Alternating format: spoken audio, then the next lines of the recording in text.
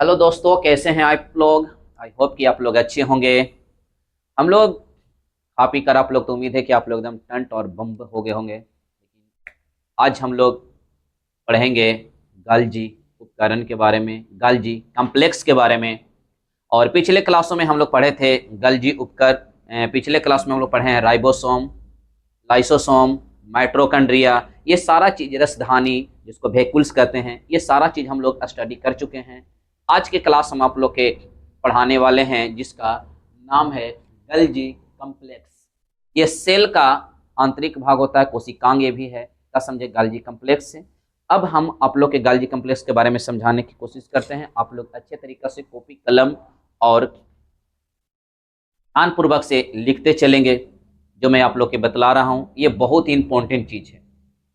Cell से कोई ना कोई हर एग्जाम में कहा जाता है कि यहाँ से क्वेश्चन अवश्य पूछता है, इसलिए सेल पढ़ना बहुत ही जरूरी है। इसके बाद आप लोग का सेल डिवीजन पढ़ना है। क्या समझे, कोशिका का विभाजन किसे कहते हैं। क्या समझे, कोशिका विभाजन कितने प्रकार के होते हैं, कि कैसे कैसे कोशिका विभाजन होती है। इसके बाद हम लोग पढ़ेंगे मियोसिस, क्या समझे, माइटोसिस। ये सारा चीज उसमें हम लोग का पढ़ने के लिए मिलेगा।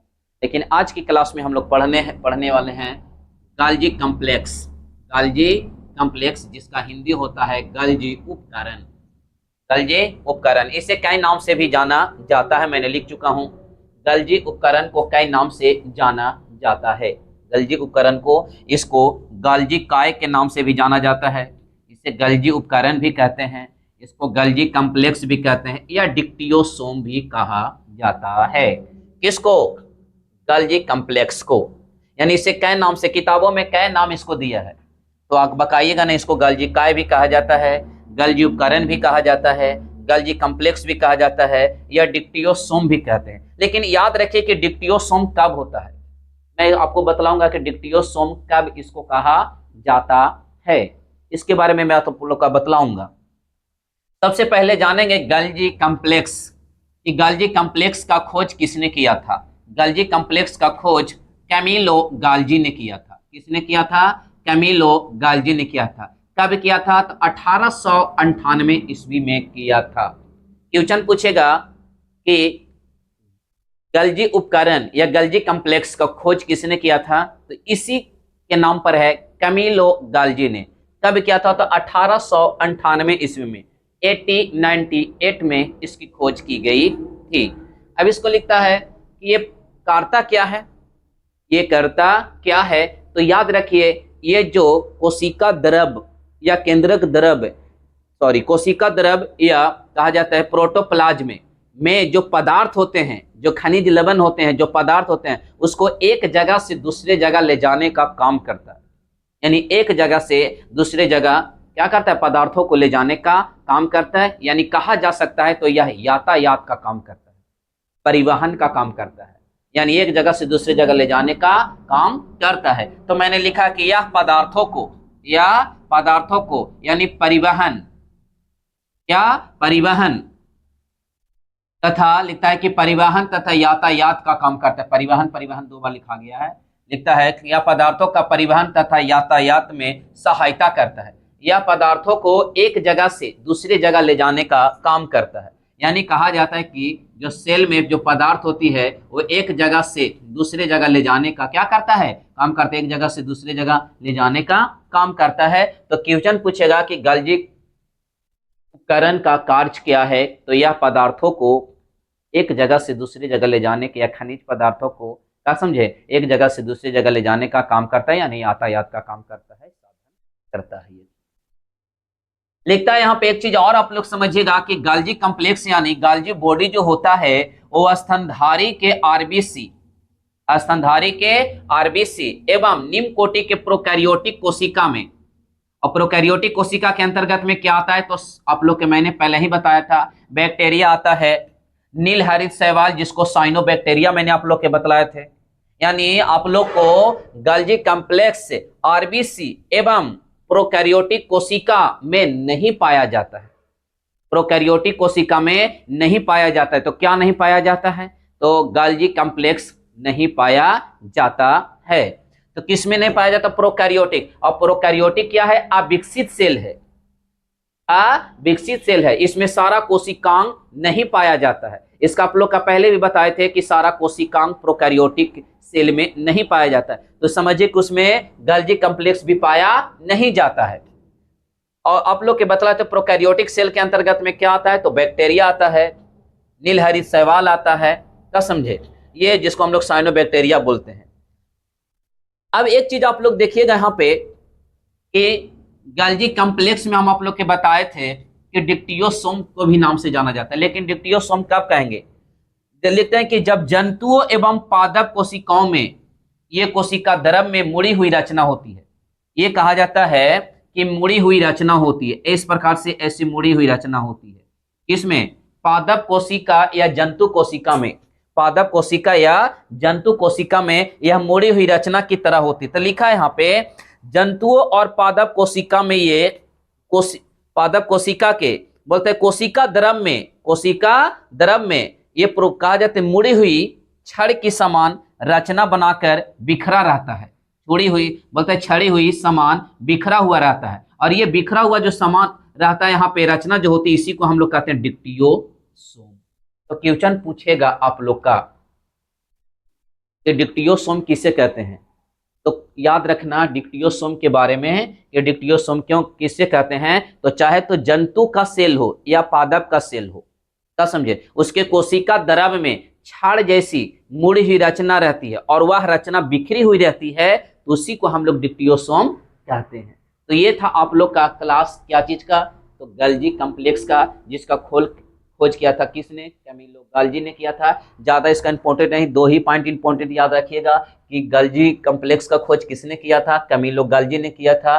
कब, 1898 ईस्वी में किया था। इसका काम क्या है, तो यह पदार्थों को एक जगह से दूसरी जगह ले जाने का काम करता है, यानी यातायात का काम करता है, क्या समझे। दूसरी चीज याद रखिएगा यहाँ पर, ये चीज और यहाँ पे क्या कि यह पादप कोशिका या जंतु कोशिका में उसके कोशिका द्रव में या बिखरी हुई रचना होती है, छड़ जैसी बिखरी हुई रचना रहती है, जिसे हम क्या बोलते हैं, डिक्टियोसोम के नाम से जाना जाता है। एक बार आप इसे स्क्रीनशॉट ले लेंगे ताकि फिर इसके बाद हम आप लोग की अगला क्लास चालू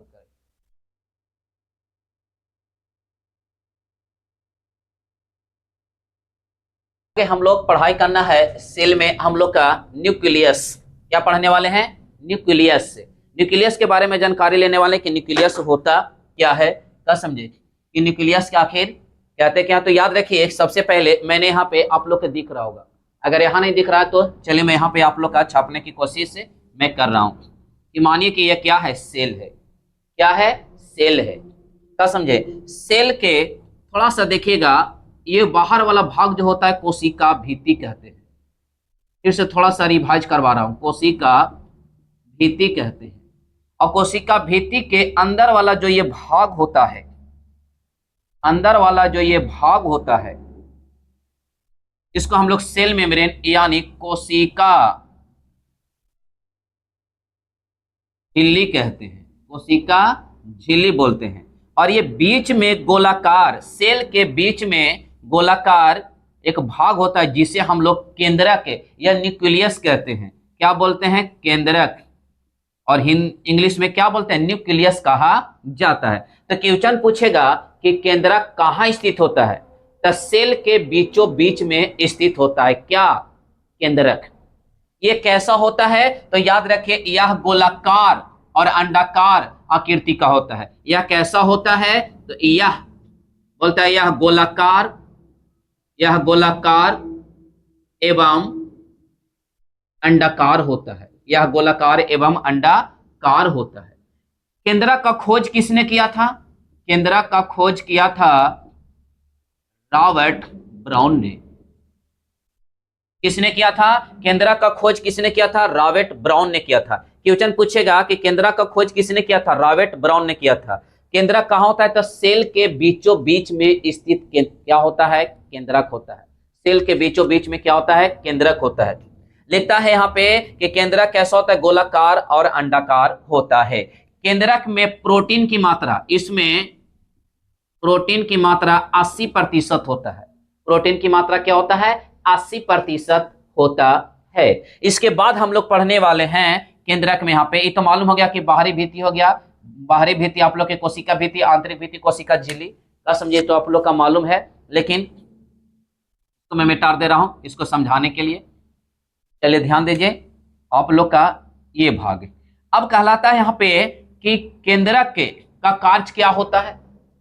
केंद्रक का कार्य क्या होता है, जैसे हम लोग जानते हैं कि हमारे पूरे शरीर का कंट्रोल, हमारे जितने भी शरीर है, आंख से देखना, जीभ से बोलना, जीभ से स्वाद चखना, नाक से सुगंध लेना, कहा जाता है कि कान से सुनना, इस सारा चीज का हमारा कंट्रोल, यानी हमारे शरीर का सभी जैविक क्रियाओं का कंट्रोल कौन कर रहा है, ब्रेन कर रहा है। कौन कर रहा है, ब्रेन। उसी प्रकार से ये कोशिका के अंदर, ये कोशिका के अंदर उपस्थित, कोशिका के अंदर उपस्थित mitochondria, ER, ribosome, lysosome, vacuoles, centrosome, vacuoles और राइबोसोम, लाइसोसोम, ये सारी ईआर क्या होता है यहाँ पे, ईआर, ये सारा जैविक क्रियाओं का नियंत्रण, जितने भी अंदर कोशिकांग होते हैं सभी का कंट्रोल करने का काम कौन करता है, केंद्रक करता है।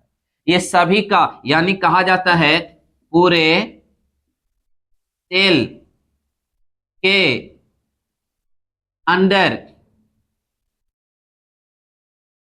शारीरिक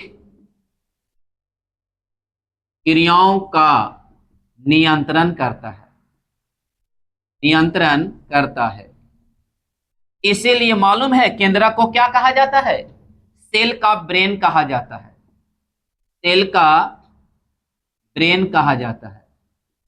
ट्यूशन कभी काल पूछेगा कि सेल के ब्रेन के नाम से किससे जाना जाता है, तो हम हंस के बोलिएगा केंद्रक को कहा जाता है, क्योंकि सेल के अंदर जितने भी कोशिकांग होते हैं उसको क्या करता है, ये कंट्रोल करने का काम करता है।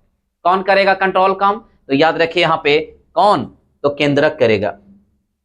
अब लिखता है आप लोग का यहाँ पे कि केंद्रक में प्रोटीन की मात्रा कितना प्रतिशत होता है, 80% होता है। अब केंद्रक के अंदर जेनेटिक पदार्थ पाया जाता है, जेनेटिक, जिसको हम लोग बोलते हैं आनुवांशिक पदार्थ पाया जाता है। और वह आनुवांशिक पदार्थ क्या पाया जाता है, मालूम है, डीएनए एवं क्रोमोसोम, क्या, क्रोमोसोम, क्या पाया जाता है, डीएनए एवं क्रोमोसोम। डीएनए का पूरा नाम होता है deoxy ribonucleic acid, deoxy ribonucleic acid. गुणसूत्र याद रखना, गुणसूत्र क्रोमोसोम, और याद रखना मेरे बच्चों सभी जीवों में क्रोमोसोम की संख्या अलग अलग होती है, और क्रोमोसोम हमेशा पेयर में होती है, जोड़ों में होती है। जैसे मानव में गुणसूत्र की संख्या कितने जोड़ी होते हैं, 23 जोड़ी होती है। क्रोमोसोम की संख्या बढ़ जाना या घट जाना ये सिंड्रोम कहलाएगा, Turner syndrome, Klinefelter syndrome, Down syndrome, ये मैं पढ़ाऊंगा सेल डिवीजन में, समझे। लेकिन आप यहाँ पे केयर करिए कि सेल के, याद रखना, केंद्रक के अंदर जेनेटिक पदार्थ पाया जाता है जिसका क्या नाम है, डीएनए एवं क्रोमोसोम, क्या समझे। अब यहाँ पे आपको कंप्लीट कर दिया मैंने क्या, कि इसका खोज किसने किया था, रॉबर्ट ब्राउन ने किया था। अब एक चीज यहां पे देखना कि केंद्रक के अंदर क्या पाया जाता है, तो केंद्रक के अंदर केंद्रक द्रव पाया जाता है, केंद्रक के अंदर केंद्रक द्रव पाया जाता है। इसके ऊपर एक झिल्ली होती है जिसको केंद्रक आवरण कहते हैं, क्या बोलते हैं, केंद्रक आवरण कहते हैं, क्या कहते हैं, केंद्रक आवरण कहते हैं। इसके केंद्रक में कोशिका जब सेल डिवीजन होता है तो उस समय क्रोमैटिन जालिका दिखाई पड़ती है, क्या दिखाई पड़ती है, क्रोमैटिन जालिका। तो आप लोग के क्वेश्चन पूछेगा कि केंद्रक के कितने भाग होते हैं, तो केंद्रक के 4 भाग होते हैं। कितने भागों से मिलकर बना होता है, 4 भागों से मिलकर होता है। एक केंद्रक आवरण, एक केंद्रक द्रव, एक केंद्रिका और एक क्रोमैटिन जालिका, 4 भागों से मिलकर वो बना होता है। क्रोमैटिन कब दिखाई पड़ता है, कोशिका विभाजन के समय वह स्पष्ट रूप से दिखाई पड़ता है, क्या समझे। क्वेश्चन आप लोग के पूछेगा कि कब दिखाई पड़ता है, तो बता दीजिएगा आप लोग कि कब दिखाई पड़ता है ये। अब यहां पे ध्यान देंगे कि केंद्रक के अंदर ये कोशिका विभाजन के समय आप लोग क्या स्पष्ट रूप से दिखाई पड़ेगा, क्या समझे, पूरे बॉडी का ये कंट्रोल करने का काम करता है कौन मेरा, तो केंद्रक यानी न्यूक्लियस से। अब यहाँ पे कोई इसमें जेनेटिक्स पदार्थ क्या पाया जाता है, तो इसका जेनेटिक्स पदार्थ जो आपका होता है डीएनए एवं कहा जाता है क्रोमोसोम पाया जाता है। तो हमें लगता है कि ये चीज आपको अच्छा से समझ में केंद्रक के आ गया होगा। केंद्रक के अब रह गए इसके बाद भाग, अब इसको स्क्रीनशॉट लीजिए, हम इसको केंद्रक भाग के बारे में आप लोग के बतलाते हैं।